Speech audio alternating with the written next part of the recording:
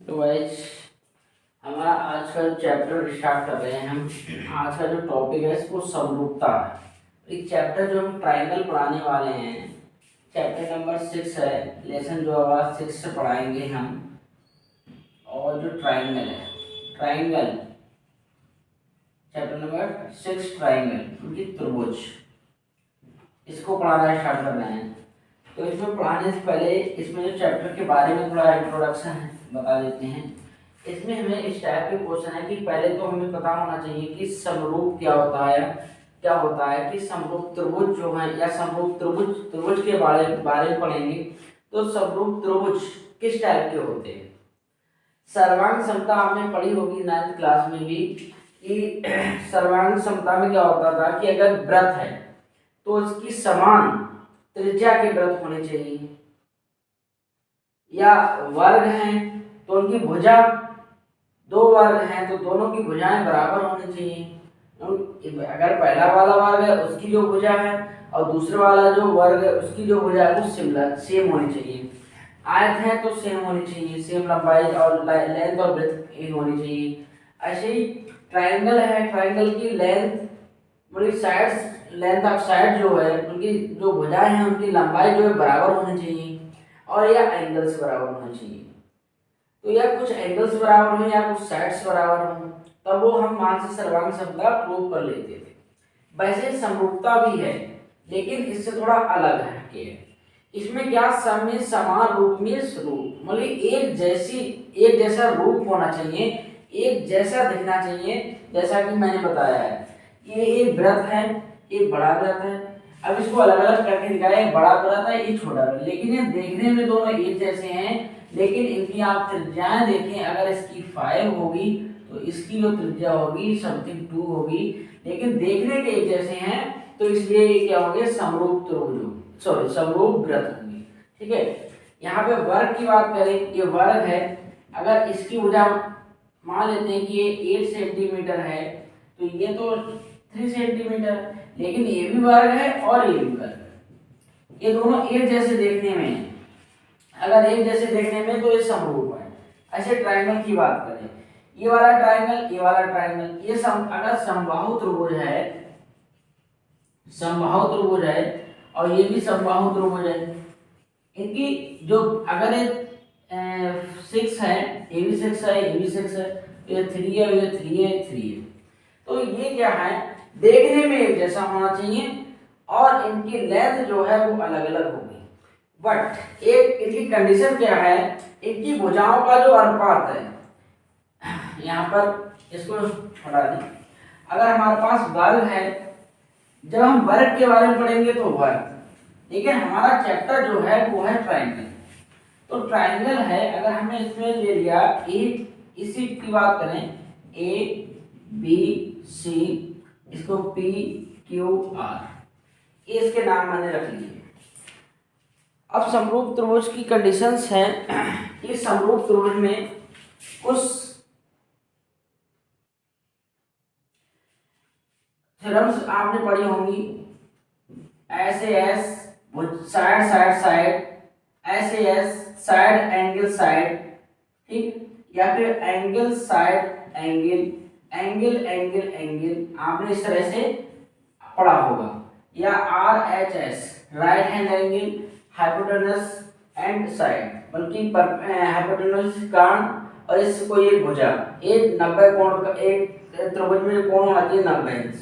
तो इनके द्वारा हम क्या है कि समरूपता को भी प्रूव कर सकते हैं, जिसको हम समरूपता कसौटी प्रमेय भी कहते हैं।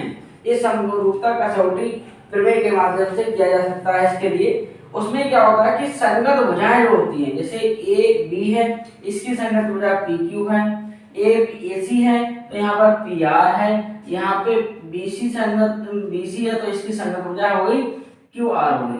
तो हम अनुपात निकालें, छोटी वाली भुजा को ऊपर लिख लें तो P Q upon A B बराबर हो पी आर बटे ए सी, और ए हो जाएगा क्यू आर बटे बी सी।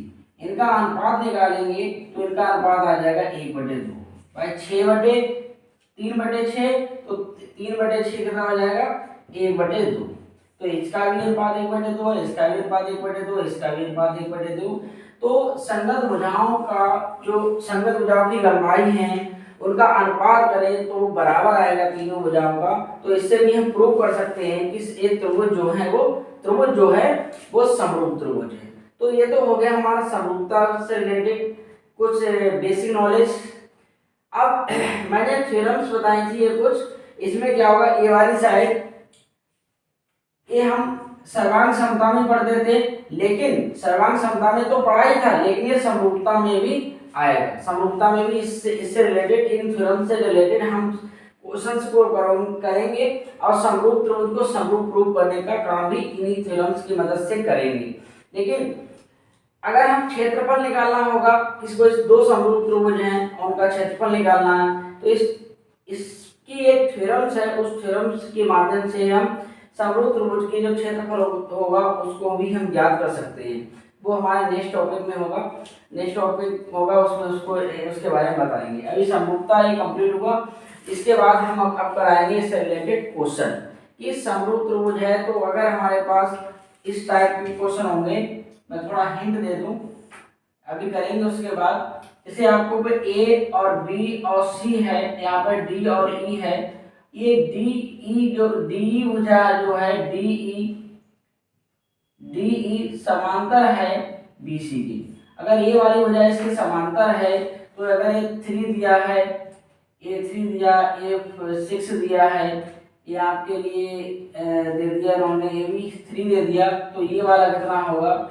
या ये वाला आपको 4 दे दिया है, 4 दे दिया है, तो ये वाला इसी कितना होगा। इस तरह की हम डिस्टेंस को अभी नेक्स्ट अभी इसके बाद करेंगे जस्ट, तो इसको रफ करते हैं।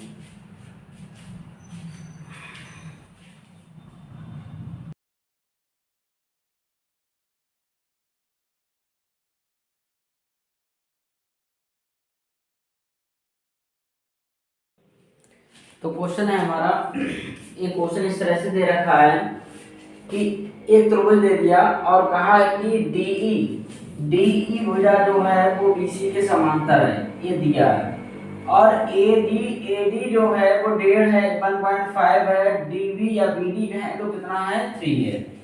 तो एई कितनी है 1 है, तो ईसी क्वेश्चन मार्क है, ईसी हमें निकालना है। तो हम समरूपता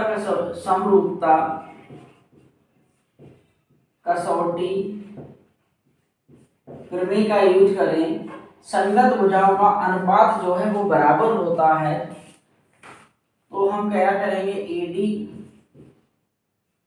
एडी अपान बीडी कर दें और एई अपान कर दें, एई अपान कर दें ईसी। तो हमें इस टाइप के क्वेश्चन ऑब्जेक्टिव में मिलेंगे। तो एडी है 1.5, बीडी है हमारे पास 3 और एई जो है वो हमारे पास है 1 सेंटीमीटर, है ना, 1 सेंटीमीटर, और ये ईसी हमें निकालना है। तो इससे काटेंगे 2 जा हो जाएगा और क्रॉस मल्टीप्लाई करेंगे तो ईसी बन जाए ईसी हो जाएगा और 2 बन जाए 2, तो आ गया 2 सेंटीमीटर। तो ईसी का तो आ गया 2 सेंटीमीटर। इस तरह से नेक्स्ट क्वेश्चन भी करेंगे, तो एडी अपान आ जाएगा, एडी अपान हो जाएगा बीडी और ये हो जाएगा एई अपान हो जाएगा ईसी। अब भी हमारे लिए एडी फाइंड आउट करना है, तो ये 7.2 है, ये 1.8 है, ये 5.4 है। इससे काटेंगे 3 जा हो जाएगा, पॉइंट से पॉइंट आप कैसे पहले करना चाहो तो पॉइंट से पॉइंट डाल, नहीं डालना चाहो तो 1.8 3 जा हो जाएगा। अब ये न्यूमरेटर से मुझे हर से हर कट जाएगा और नहीं काटना चाहे तो मल्टीप्लाई कर लो, पहले इससे इसकी करेंगे, इसके करेंगे, तो ये हो जाएगा 3AD इक्वल टू हो जाएगा 7.2, AD इक्वल टू हो जाएगा 7.2 अपॉन 3, तो 3 2 जा हो जाएगा और ये बचा तो ये पॉइंट लगा देंगे, पॉइंट की वैल्यू आ गई तो ये हो गया 12 और 3 4 सेंटीमीटर। तो AD की जो डिस्टेंस हो गई 2.4 हो गई। अब नेक्स्ट क्वेश्चन लेंगे। नेक्स्ट क्वेश्चन देखें, ये रफ कर दे रहा हूँ, इसके बाद इधर देखें, इनका सोल्यूशन देखें। इनमें से आपको बताना है कि ये समरूप है या नहीं है। यहाँ पे 60 का एंगल है, कितना है 60 एंगल बना हुआ है। ये 60 एंगल अगर आपको सही से नहीं दिखा रहा हो तो आप देख लें, ABC ट्रायंगल है, ये 60 है, तो एंगल ए जो है एंगल पी के इक्वल बराबर है 60। त्रिभुज ABC तथा त्रिभुज PQR में दो त्रिभुज ले लिए हैं, तो एंगल ए बराबर बी है, एंगल बी बराबर है एंगल क्यू 80 है, 80 डिग्री है, और एंगल सी जो है एंगल आर के बराबर है 40। अब यहाँ पे देखिए, त्रिभुज ABC समरूप हो गया त्रिभुज PQR के बाई एंगल बराबर है triple A side oh sorry angle by angle theorem से या प्रमेय दो प्रमेय से, ट्रिपल ए प्रमेय से या ट्रिपल ए प्रमेय द्वारा भी लिख सकते हैं। तो इस तरह से हो गया समरूप त्रिभुज। अगला क्वेश्चन देखें, तो इसमें एक क्वेश्चन हमारा था, क्वेश्चन नंबर तो नहीं मालूम, क्वेश्चन हम लगा देंगे आपको, पहले क्वेश्चन लगा देंगे उसके बाद आप क्वेश्चन देख लें। तो इस वाले में ये दो ट्रायंगल है, इसको आप क्वेश्चन नंबर 2 ले लो, 2 का फर्स्ट कर लो और इसको 2 को सेकंड कर लो, ठीक है। हम क्वेश्चन लगा देंगे इसमें। तो यहाँ पर देखिए बेटा कि AB, तो इसमें थोड़ा सा क्वेश्चन को घुमाया गया है। अगर हम यहाँ पर देखें, अगर यहाँ पर साइड्स का अनुपात निकाल लें, अगर AB बटे कर दें QR, क्वेश्चन को थोड़ा सा चित्र को थोड़ा उल्टा करके बना दिया गया है। तो ये वाली डिस्टेंस के अपॉन में ये वाला होना चाहिए, अगर इसको हम इस तरह से बना लें तो ये हो जाएगा। तो यहाँ पर इसके अपॉन में ये वाली आ जाएगी, इसके अपॉन में ये वाला कर दें, क्योंकि ये आ गया AC अपॉन आ गया PQ, और BC अपॉन आ जाएगा कितना, BC अपॉन आ जाएगा PR।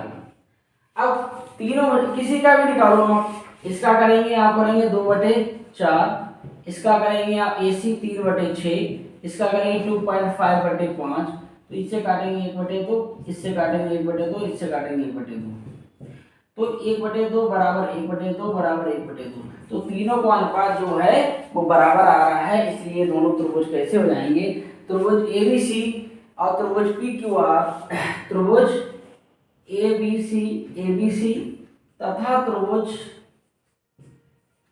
PQR कैसे होंगे, समरूप हो जाएंगे। तो हम इसके बाद लिख देंगे, यहाँ पे जो डिस्टेंस आई है वो 1/2 बराबर 1/2 बराबर 1/2 आई है। यहाँ पे लिख सकते हैं त्रिभुज ABC समरूप है त्रिभुज PQR के। इस तरह से आप लिख देंगे, दोनों त्रिभुज कैसे होंगे, समरूप होंगे। तो आप समरूप त्रिभुज के बारे में अच्छी तरह से समझ गए होंगे। अब इसके बाद जो हमारी न्यू टॉपिक होगा, एंगल फाइंड आउट करना, एरिया से रिलेटेड होगा। ये टॉपिक केवल किसके लिए, समरूपता के लिए है, कि क्वेश्चन की समरूपता को किस तरह से समझाया जा सकता है। अगर हमारे चैनल पर आप नए हैं तो चैनल को सब्सक्राइब करें और वीडियो को ज़्यादा से ज़्यादा शेयर करें। Thank you for watching this video.